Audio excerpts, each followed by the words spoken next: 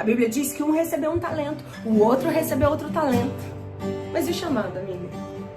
O chamado. Você nunca vai ver na história alguém enterrando seu chamado. Talento?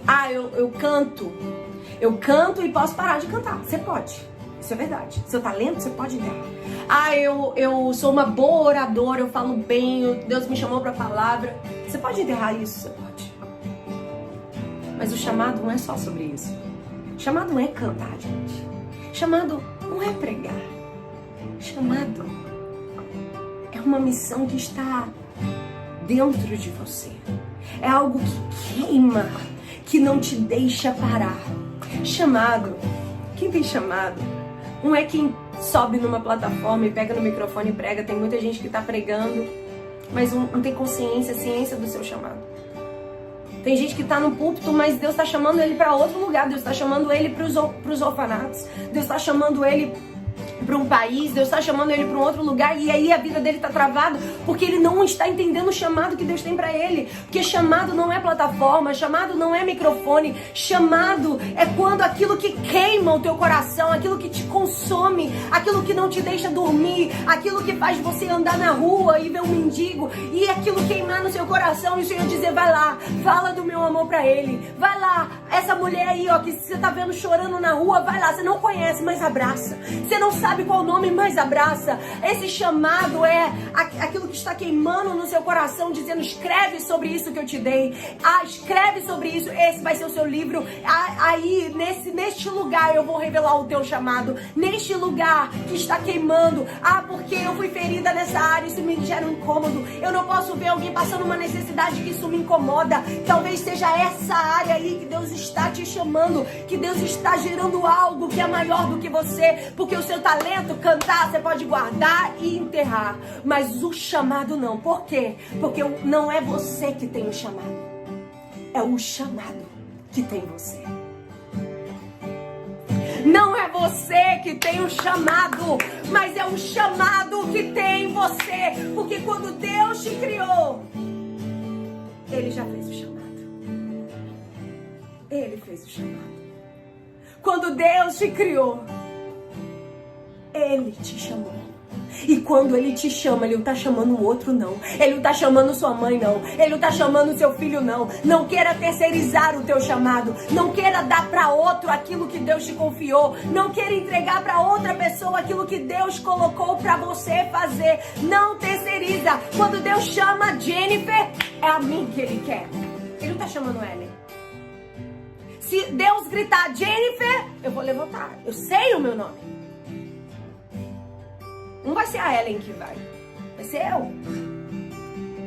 E hoje, o céu está chamando Gabriela, Rejane, Tatiana. É você, se apresenta para Ele. Deus está chamando Deisilane, Gabi, Kívia. Deus está chamando pelo seu nome. Não adianta dizer: vai lá meu filho, vai lá marido, vai você no meu lugar, ora no meu lugar, prega no meu lugar, faz no meu lugar. Deus está chamando pelo seu nome.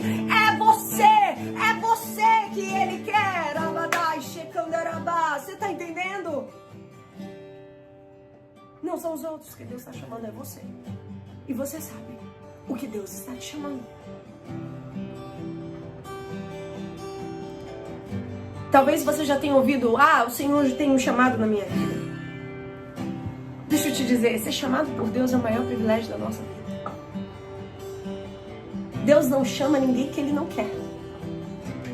Se Ele te chamou, é porque Deus te quer. Deus não chama ninguém que Ele não tem um plano. Deus não chama ninguém que Ele não tem um propósito. Deus não chama ninguém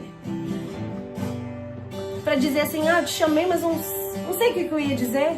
A gente faz isso. A gente esquece, chama, fala: minha amiga, já até esqueci o que eu tinha para te falar. Mas Deus, quando Ele chama, Ele já viu o teu propósito. Quando Deus, Ele te chama, Ele já tem um plano. Porque uma pessoa que tem bom senso, ela não vai te chamar e dizer: eu não sei o que eu tenho agora para te dizer. Não sei agora o que eu tenho para te falar. Uma pessoa que tem bom senso, ela vai te chamar. Mas antes dela te chamar, ela vai dizer: eu tenho um propósito. Eu tenho um propósito. Antes de fazer um chamado, eu tenho um propósito. Eu tenho um propósito antes do teu chamado. E quando eu te chamo, eu digo, o meu chamado é esse. O meu plano pra você é esse. Eu te quero, eu te escolhi, eu te ungi, eu te separei para este tempo. Deus não chama quem Ele não quer. Se Ele te chamou, é porque Ele te quer. E é lindo quando a gente entende isso. Não é porque você é bom, não. Não é porque você é habilitado. Não é porque você é capaz. Não é porque você é talentoso. Não é porque você canta. Não é porque você prega. Não é porque você não tem timidez. Não é porque você é assim ou assado, não. Não é pelas suas habilidades que Deus te chama. Porque desde a eternidade Ele já te viu. Desde a eternidade Ele já te chamou. Não, não, não. Ele te chama porque Ele quer você. E a gente precisa entender nessa história de Pedro e Cornélio. E é algo muito lindo. Você vai falar de chamado para um homem que já estava caminho andado, porque eu poderia falar de chamado sobre Jeremias, que começou o chamado dele, sobre Moisés, que começou o chamado dele. Eu poderia falar de Isaías, quando começou o chamado dele. Poderia falar de Jonas, quando começou o chamado dele, mas Pedro, em pleno capítulo 10, ele já tinha vivido um derramado Espírito Santo lá no capítulo 2. Ele já tinha pregado e 3.000 homens se converteram. Como assim você vai falar de chamado através dessa história? Como assim você vai falar de chamado através disso? E eu preciso que você entenda que o chamado é inclusive para quem já está na caminhada de ministério. O chamado é para quem já está numa trajetória. O chamado é para quem até acha que já está vivendo, mas às vezes até tá. Mas Deus está te dizendo, eu estou te chamando para algo diferente, algo maior. Porque eu creio que eu já estava vivendo o chamado de Deus para minha vida, mas não do jeito que eu queria. Eu estava vivendo o chamado dele querendo ser blogueira.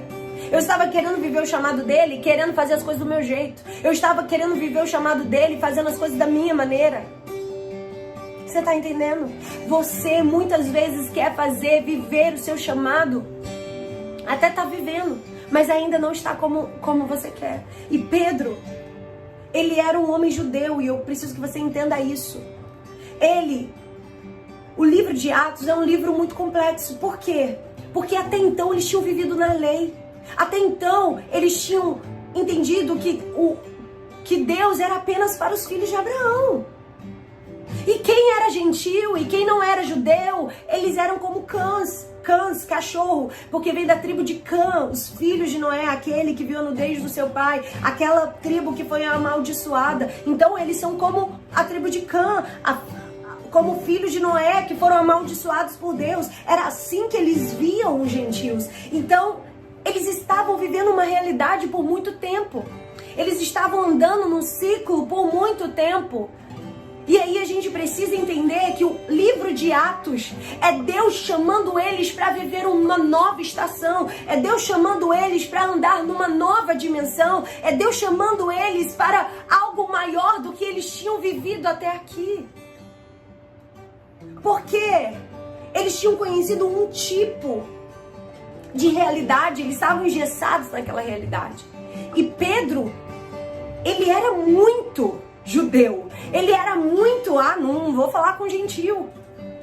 E Deus deu uma revelação a Cornélio, que ele era um centurião, um italiano, que tinha vários soldados debaixo dele. Deus deu uma visão a ele: vai em Jope e traz um homem chamado Simão.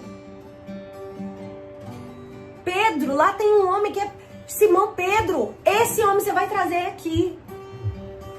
E aí ele mandou 2 homens. Imagina, Jope não era uma cidade pequena. Não era assim, você chega no comércio, onde está Simão? Não. E aqui eu trago algo que o Espírito Santo ministrou no meu coração. Quando Deus te mandar fazer alguma coisa, não pede a Ele os detalhes, porque Ele não te dará. Ele só diz, vai e busca um homem chamado Simão.